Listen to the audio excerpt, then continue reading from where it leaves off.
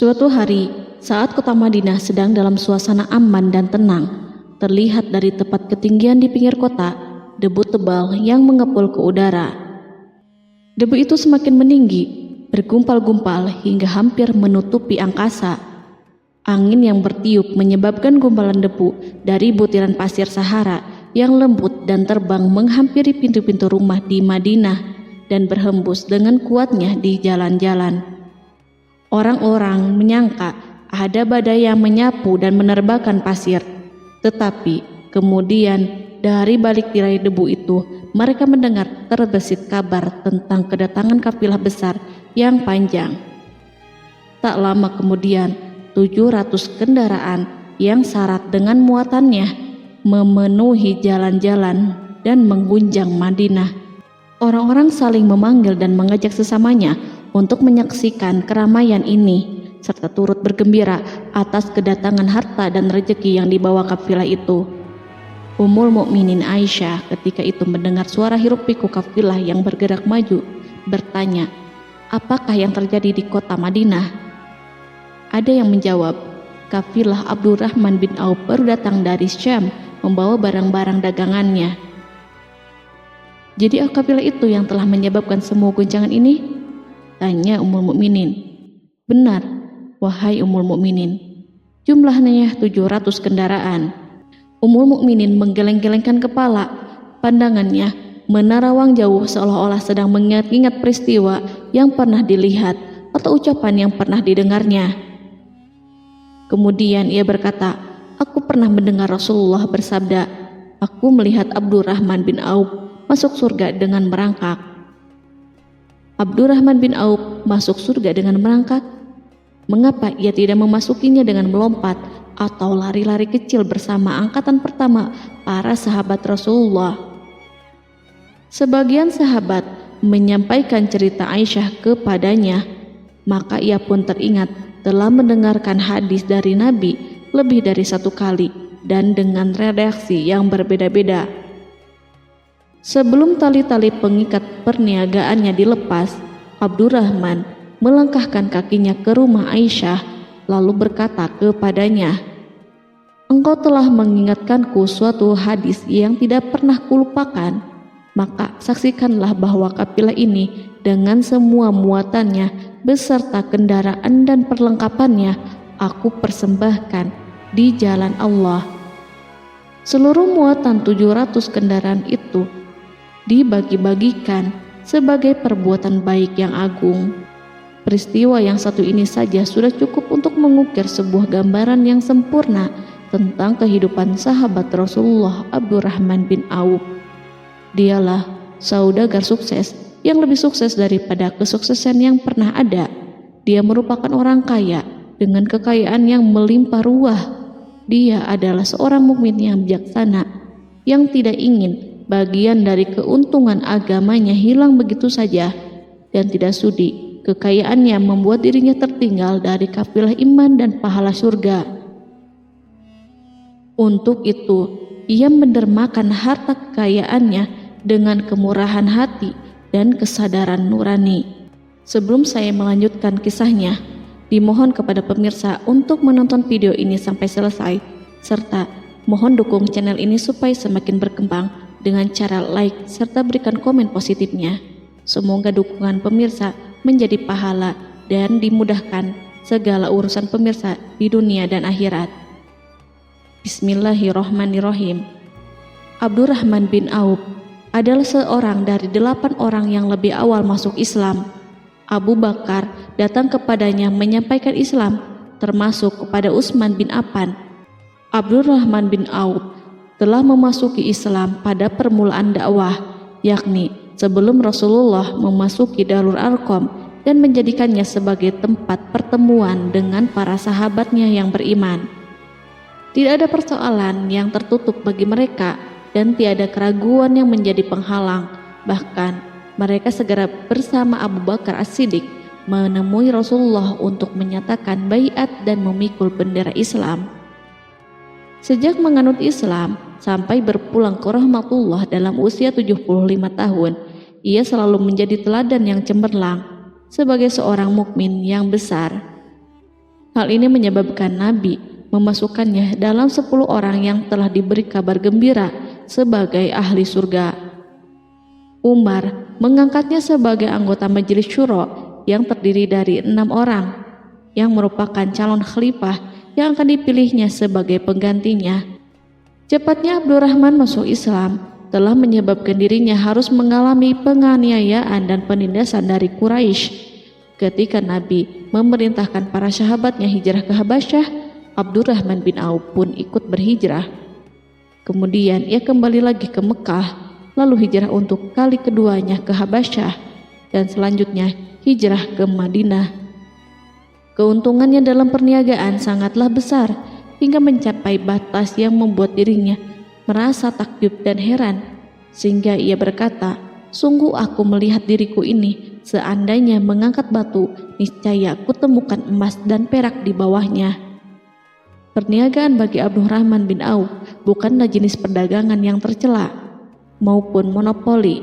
Bahkan ia sendiri bukanlah orang yang berlomba-lomba untuk mengumpulkan harta atas dorongan agar menjadi orang kaya. Sekali-kali bukan itu, melainkan suatu amal dan kewajiban yang keberhasilannya akan menambah kedekatan jiwa kepada Allah dan berkorban di jalannya. Abdurrahman bin Auf adalah seorang yang kuat emosi jiwanya, di mana ia menemukan kepuasan emosinya itu dalam amal yang mulia. Apabila ia tidak sedang sholat di masjid dan tidak sedang berjihad dalam peperangan, ia pasti sedang mengurus perniagaannya yang berkembang pesat.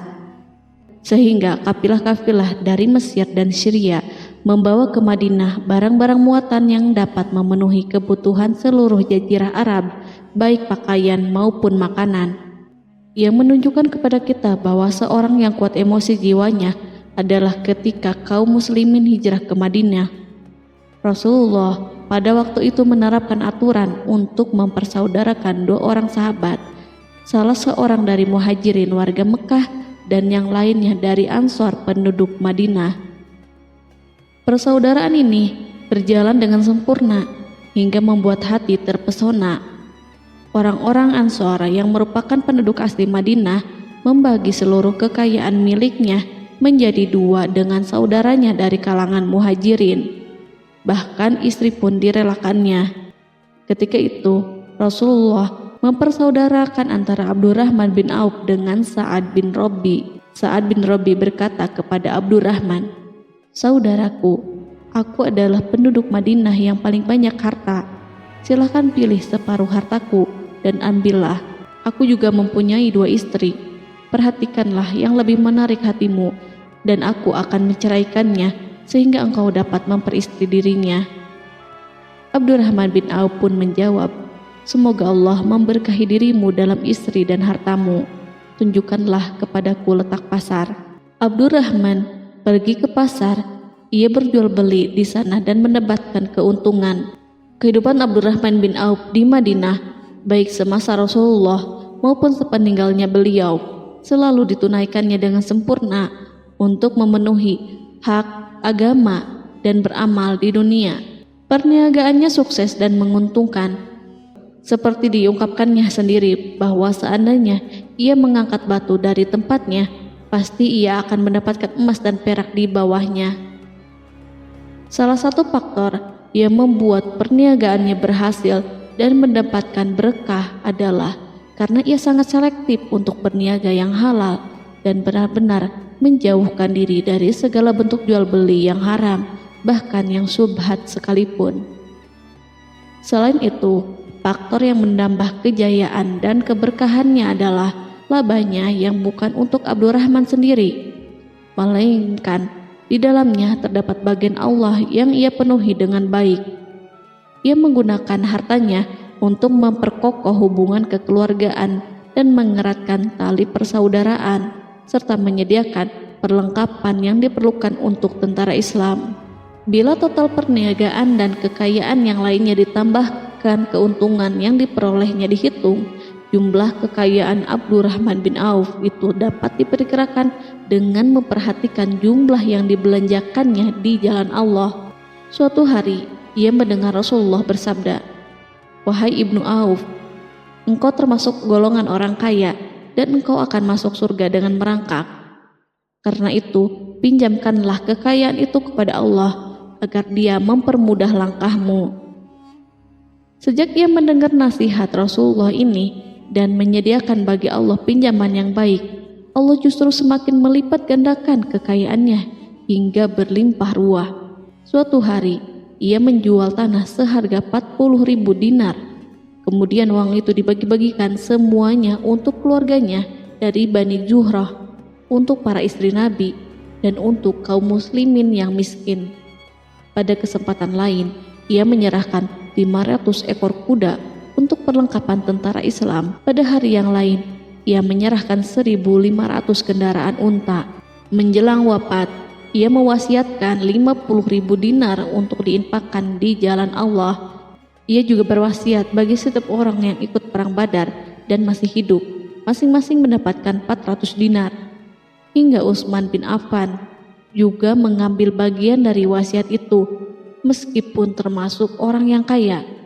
Ia berkata, harta Abdurrahman bin Auf halal lagi bersih, dan memakan harta itu membawa keselamatan dan keberkahan. Ibnu Auf adalah seorang yang mengendalikan hartanya, bukan dikendalikan oleh hartanya. Sebagai buktinya, ia tidak mau celaka dengan mengumpulkan dan tidak menyimpannya. Bahkan ia mengumpulkannya dengan tetap merendahkan hati dan dari jalan yang halal. Kemudian harta itu tidak dinikmati untuk kepentingannya sendiri, melainkan untuk dinikmati bersama keluarga, kerabat, rekan-rekan, dan masyarakat seluruhnya. Karena begitu luas pemberian serta bantuannya, ada yang mengatakan seluruh penduduk Madinah berserikat dengan Abdurrahman bin Auf pada hartanya. Sepertiga dipinjamkannya kepada mereka, sepertiga lagi dipergunakannya untuk membayar hutang-hutang mereka, dan sepertiga sisanya dibagi-bagikan kepada mereka.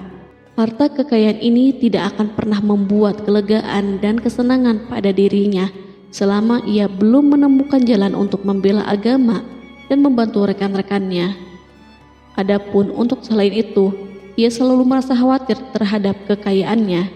Pada suatu hari, dihidangkan kepadanya makanan untuk berbuka karena waktu itu sedang berpuasa. Ketika pandangannya tertuju pada hidangan tersebut, selera makannya pun bangkit. Namun, ia justru menangis sambil berkata, "Mus'hab bin Umair telah gugur sebagai syahid dan ia jauh lebih baik daripada aku. Ia hanya mendapat kafan sehelai kain yang jika ditutupkan ke kepalanya, maka kelihatan kakinya, dan jika ditutupkan ke kedua kakinya, terbukalah kepalanya. Demikian pula Hamzah yang jauh lebih baik daripada aku. Ia pun gugur sebagai syahid, dan saat akan dikuburkan hanya mendapatkan sehelai selendang. Dunia ini telah dihamparkan kepada kami seluas-luasnya, dan hasil sebanyak-banyaknya telah diberikan kepada kami. Sungguh kami khawatir bila pahala kebaikan kami telah disegerakan balasannya di dunia." Pada peristiwa lain, sebagian sahabat berkumpul bersamanya menghadapi jamuan makan di rumahnya. Tak lama setelah makanan diletakkan di hadapan mereka, Abdurrahman menangis sehingga rekan-rekannya bertanya, "Apa yang membuatmu menangis, wahai Abu Muhammad?" Ia pun menjawab, "Rasulullah telah wafat, dan semasa hidup beliau beserta keluarganya tidak pernah merasakan kenyang makan roti gandum. Apa harapan kita apabila dipanjangkan usia tetapi tidak menambah kebaikan bagi kita?"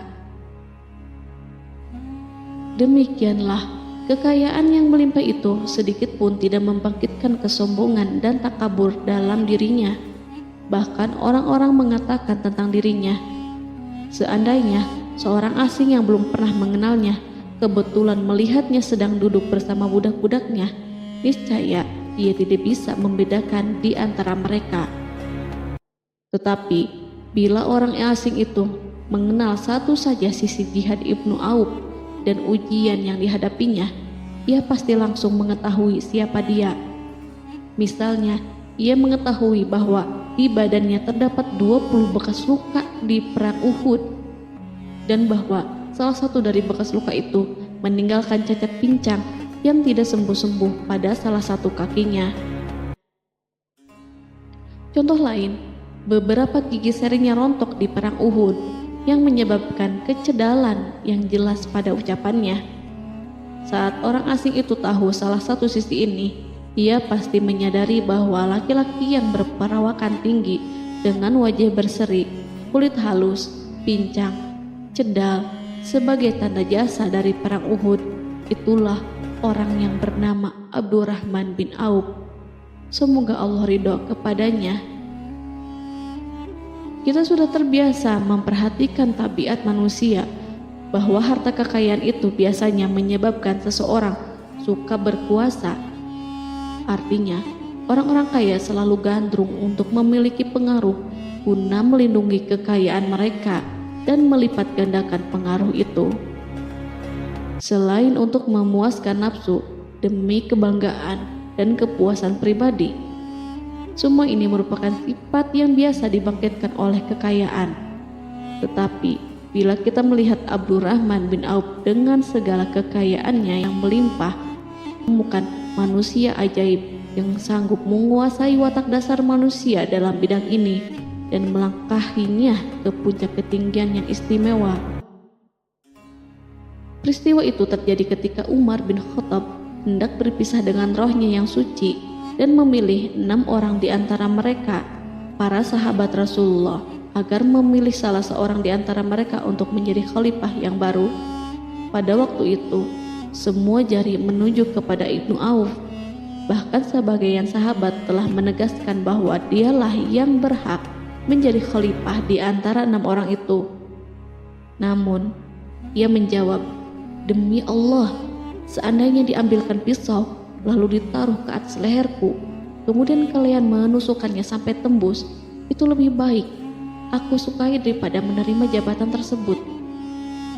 Demikian, saat awal 6 orang terpilih itu mengadakan pertemuan untuk memilih salah seorang di antara mereka untuk menjadi khalifah yang akan menggantikan Al-Faruq, Umar bin Khattab, Abdurrahman telah menyatakan kepada mereka bahwa ia telah melepaskan haknya yang dilimpahkan Umar kepadanya sebagai salah seorang dari 6 calon yang akan dipilih menjadi khalifah. Dengan demikian, kewajiban mereka untuk melakukan pemilihan itu terbatas di antara mereka yang berlima saja. Sikat juhudnya terhadap jabatan dan pangkat ini dengan cepat telah menempatkan dirinya sebagai hakim di antara 5 orang tokoh terkemuka itu. Mereka menerima dengan senang hati agar Abdurrahman bin Auf menetapkan pilihan kepada khalifah itu terhadap salah seorang di antara mereka berlima. Ali mengatakan, "Aku pernah mendengar Rasulullah menyifatimu bahwa engkau adalah orang yang dipercaya oleh penduduk langit dan dipercaya pula oleh penduduk bumi." Ibnu Auf akhirnya memilih Utsman bin Affan untuk jabatan khalifah dan lainnya pun menyetujui pilihannya. Itulah hakikat seorang laki-laki yang kaya raya dalam Islam. Apakah Anda telah memperhatikan bagaimana Islam telah mengangkat dirinya jauh di atas kekayaan dengan segala godaan dan penyesatannya itu, dan bagaimana ia menempa kepribadiannya dengan sebaik-baiknya? Pada tahun 32 Hijriah, tubuhnya berpisah dengan roh. Ummul Mukminin Aisyah memberinya kemuliaan khusus yang tidak diberikan kepada orang lain dengan memberikan usulan kepadanya ketika ia masih terbaring di ranjang menuju kematian agar bersedia dikuburkan di pekarangan rumahnya berdekatan dengan Rasulullah, Abu Bakar, dan Umar. Namun ia memang seorang muslim yang telah dididik Islam dengan sebaik-baiknya, sehingga merasa malu bila dirinya diangkat dan disandingkan dalam kedudukan tersebut. Selain itu, ia telah membuat janji dan ikrar yang kuat dengan Utsman bin Maz'un, yakni jika salah seorang di antara mereka meninggal sesudah yang lain, hendaklah ia dikuburkan di dekat sahabatnya itu. Saat rohnya bersiap-siap memulai perjalanan yang baru, air matanya meleleh, sedangkan lidahnya bergerak-gerak mengucapkan kata-kata, "Aku khawatir dipisahkan dari sahabat-sahabatku karena kekayaanku yang melimpah ruah." Namun, ketenangan dari Allah segera menyelimutinya. Lalu senyuman tipis menghiasi wajahnya disebabkan sukacita yang memberi cahaya dan kebahagiaan yang menenteramkan jiwa. Ia memasang telinganya untuk menangkap sesuatu, seolah-olah ada suara yang lembut merdu yang datang mendekat. Ia sedang mengenang kebenaran sabda Rasulullah yang pernah beliau ucapkan, Abdurrahman bin Auf di dalam surga. Ia barangkali juga sedang mendengarkan janji Allah dalam kitabnya. Orang yang menginfakkan hartanya di jalan Allah, kemudian tidak mengiringi apa yang diinfakkan itu dengan menyebut-nyebut dan menyakiti perasaan penerima, maka memperoleh pahala di sisi Rabb mereka. Tidak ada rasa takut pada mereka dan mereka tidak bersedih hati. Quran Surat Al-Baqarah ayat 262.